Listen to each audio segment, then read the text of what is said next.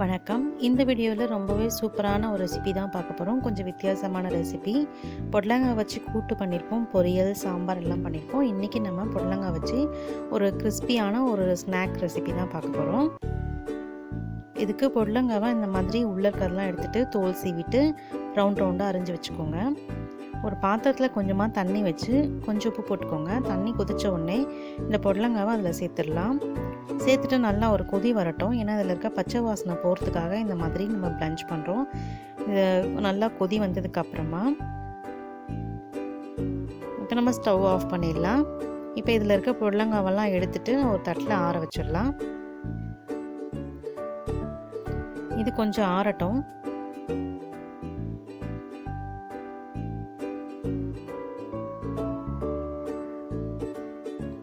இப்போ ஒரு பவுலில் ஒரு 2லேருந்து 3 ஸ்பூன் வரைக்கும் அரிசி மாவு, அதே அளவுக்கு சோள மாவு, அதுக்கப்புறமா ஒரு ஸ்பூன் மிளகாய்த்தூள், கொஞ்சமாக கரம் மசாலா, கொஞ்சம் உப்பு, இதை போட்டு நல்லா கலந்து வச்சுருங்க.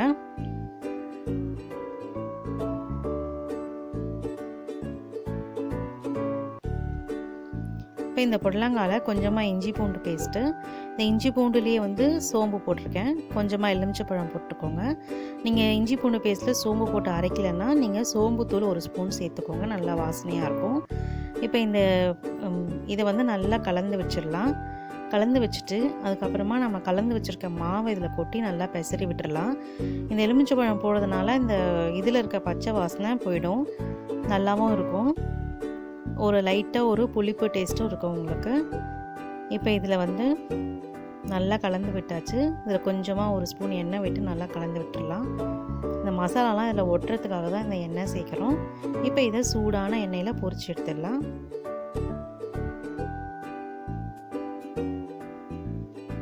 இது வேகிறதுக்கு 2லேருந்து 3 நிமிஷம் வரைக்கும் ஆகும்.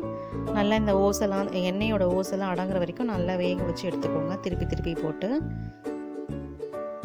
இது பார்த்திங்கன்னா குழந்தைங்கலாம் சூப்பராக விரும்பி சாப்பிடுவாங்க, ரொம்ப நல்லாயிருக்கும். ஆனால் இதில் ஒரே ஒரு ட்ராபேக் என்னென்னா, உங்களுக்கு ஆறிடுச்சுன்னா கொஞ்சம் அந்த கிறிஸ்பினஸ் கம்மியாயிடும். அதனால் நல்லா சுட சுட இருக்கும் போதே செஞ்சு சாப்பிட்டுடலாம். எப்பவும் கூட்டு, பொரியல் இதே மாதிரியே பொடலங்காய் செஞ்சு கொடுத்தா பசங்களுக்கு ரொம்ப பிடிக்காது.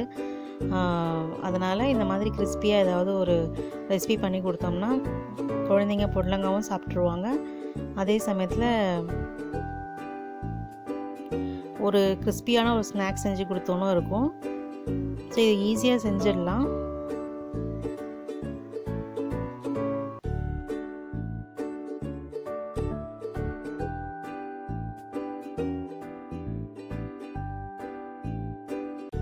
இப்போ இது நல்லா வெந்துடுச்சு, இதை எடுத்துடலாம்.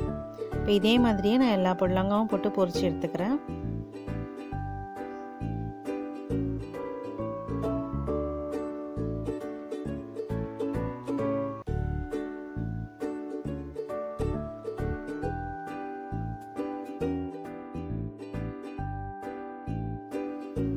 சுவையான பொடலங்காய் ரெடி ஆகிடுச்சு, கிறிஸ்பி பொடலங்காய்.